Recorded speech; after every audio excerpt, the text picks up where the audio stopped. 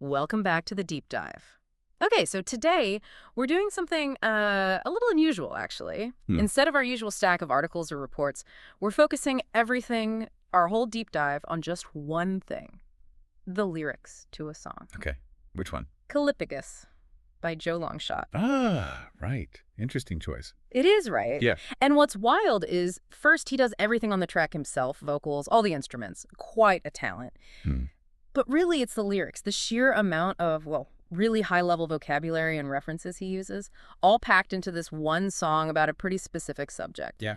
So our mission, if you will, is to unpack all that. Why use art history, geometry, even physics for what starts as, seeing someone on the street? Well, the game kind of gives itself away immediately, doesn't it, with the title? Callipygous. Exactly. Callipygous. It's Greek, means having well-shaped buttocks, basically. Right, classic. It's classical, yeah. And putting that word on a modern song, it instantly creates this tension.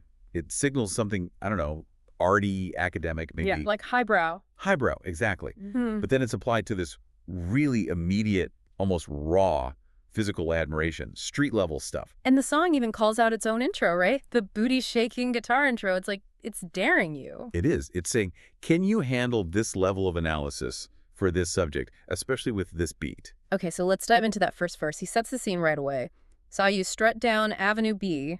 That's very grounded, very New York. Totally concrete, yeah. But then how does he immediately elevate it? That's the key move. He goes big, fast. He really does. It's not just someone walking. It's a walking sculpture straight out of Greece. Bam. First main description. Wow. Okay, so not modern, timeless, like museum-worthy. Precisely. It suggests this form isn't just attractive, it's canonical. Yep. It belongs with the classics, something to be studied almost. And then the geometry comes in right after. It possesses blessed geometry-defining belief. Mm-hmm. And that word blessed is doing a lot of work there, I think. How so? Well, it takes geometry, which can be cold, mathematical, right? And it makes it sound divine. Like it's not just angles and curves, it's proof of some higher order. Okay, so it's perfect in a way that seems almost supernatural. Exactly. Defying belief. Yeah. Even though you're seeing it, it seems impossible. It frames the subject as this incredible phenomenon. So the song tells you straight up, pay attention. Wow. This isn't just about looks. It's about analyzing something extraordinary that mixes, like, ancient ideals with a modern rhythm. Yeah, that contrast really drives it. And that takes us right into all the art history stuff, especially in the chorus. He keeps elevating it. Definitely. From walking sculpture to essentially a masterpiece. He says, not just curves, it's an art form. Trust.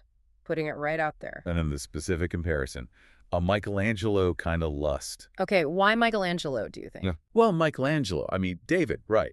The absolute peak of the idealized human form in sculpture. So invoking him suggests this isn't just impressive, it's the pinnacle. Right. Monumental. Right. It scales it way, way up. Yeah. But then he immediately plays with that idea. The difference between a museum piece and, well, reality. The line about being classy like a painting in a private wing. Which sounds very exclusive, very high value, maybe untouchable. Baby, when you move, yeah, that thing got swing. And that's the core tension again. It's got the high art status, belongs behind the velvet ropes, Mm-hmm. but it's alive. It's dynamic. It's got this raw energy. High culture meets Avenue B kinetic power. It's almost like he's saying the real thing is better than the art, isn't it? Because art is static, but this moves. I think that's exactly it. And he doubles down on that in the rapt breakdown. He actually challenges the comparison he just made. How? He asks, is that sculpture commissioned? Because your backside defies all artistic tradition. Whoa. Okay, so he's saying, yeah, it reminds me of the classics, the masters. But it's actually beyond them. It breaks the mold. It's better than what art has managed to capture. That's a bold claim. It's a fantastic paradox, though. To defy tradition, you sort of have to embody it first, right? Yeah. He sets up the Greek sculpture, the Michelangelo. Establishes the pedigree. Yeah, and then says, nope, this is next level. It's not just beautiful, it's like an evolutionary step past idealized art. And he maintains this, like, respectful tone throughout, even with the intense focus. Verse 2 has that line, I ain't rude, I respect the finesse. Right, finesse, that's a key word. It suggests skill, sophistication, artistry, not just a shape. You'd use it for an artist or an athlete. Exactly. And then calling it a Renaissance flame. It connects that heat, that intensity back to this period of high art and thought. Yeah. It frames the admiration as intellectual, respectful. Okay, so we've covered the static art references, the sculpture, the Oh. painting, but you mentioned the movement, the swing. Yeah. How does the song handle that? How does it shift from art to, well, motion? Ugh, this is where it gets really interesting, I think. He shifts from the language of art history to the language of, well, physics. Really? Oh, yeah. The descriptions of movement become almost cosmic. The subject isn't just moving nicely, they're apparently bending the laws of the universe. Okay, like how? Like the line, "You break the laws of gravity with every step." That's quite a statement. Breaking gravity. It's huge, right? Gravity is like the fundamental force. If you're breaking that, you possess some kind of incredible internal power that just overrides everything. It's the ultimate physics complement. Saying the subject dictates their own physical reality. Pretty much. And the geometry comes back too, but it's scaled up. In the bridge, the subject isn't just made of curves, they are a curve. A curve in time, a divine design. A curve in time. Wait, that sounds like... And general relativity, right? Mm. Mass warping space-time. Exactly.